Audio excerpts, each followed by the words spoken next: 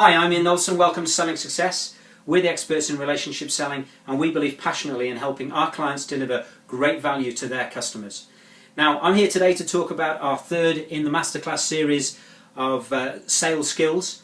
And you may remember that the first two were about closing deals, and they were also about adding value to your customers. And this is based upon my son's recent experience as he's moved into sales for the first time, and things that I've learned from him. You know, and there is one thing that Jamie and I have talked about quite a lot over the last few weeks and months, which is really about you as an individual. Because a lot of the sales techniques and the skills that you learn from your colleagues and your bosses and your coaches are very important. But you know, there's one thing that a lot of people forget to talk about, which is the most important thing in the sales process, and that's you. Because you directly affect how your customer sees your product, your company, and ultimately it's you that they're buying. And there's a very old cliche in sales that people buy people first.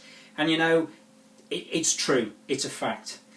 And I'd like to talk about that in a little bit more detail in terms of how customers buy you and how we all buy you, and what you need to do to make sure that you're performing at the best. And one of the things that I've learned in over the years is that you can have two salespeople delivering the same sales message, using the same techniques, the same approaches, and you can have vastly different results week in, week out. And a lot of it will come down to the personal delivery of the salesman and how they do it and the way they do it. And you know, underneath all of that is something that those of us who studied selling and the process of selling and the psychology of this will say is down to the fundamental belief of the individual. So what you think and what you feel and how you see yourself in sales is really very, very important to how you perform in the sales arena. And you only have to look around a football pitch, the rugby pitches, the cricket, the golf, the tennis, you know, and you see the sportsmen and women who are performing on those fields of play week in, week out. You can see how their mental confidence and their approach directly affects what they do. You know, if you talk to a sports coach, they'll talk about visualization, how you visualize the result. And you know, there's an awful lot to be said for spending time visualizing success in selling. And you know, that is something I believe passionately in, and we could talk about that another time.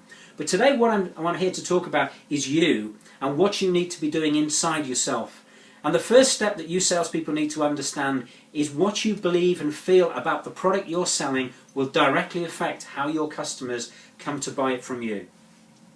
And how they do that is really through you and your eyes and the way you're communicating it.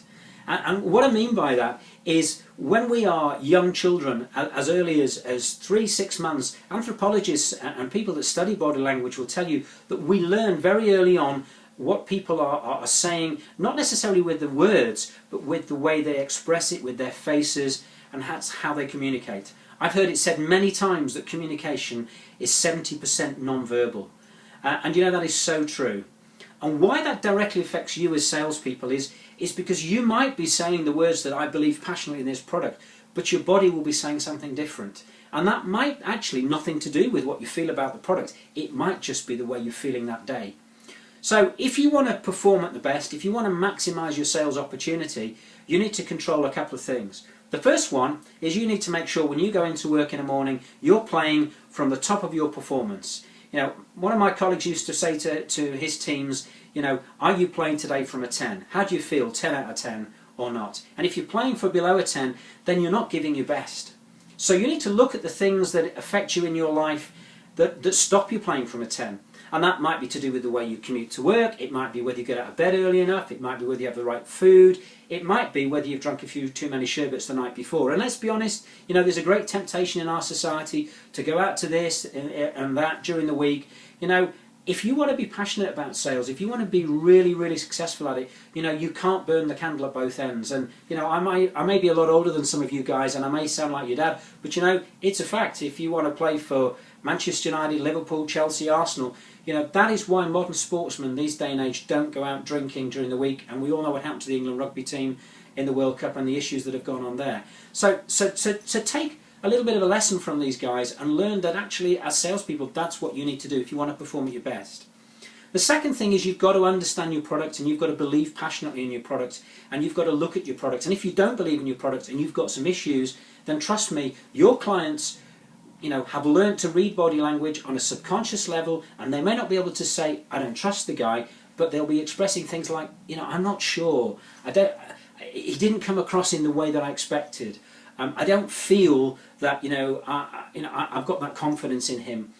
And I can give you examples of people that I've worked with over the years who were never able to close deals with customers, and I went back as their sales manager many months later and said, you didn't buy from us 6 months ago, but you're buying from us now. What's changed? It's the same company, it's the same product.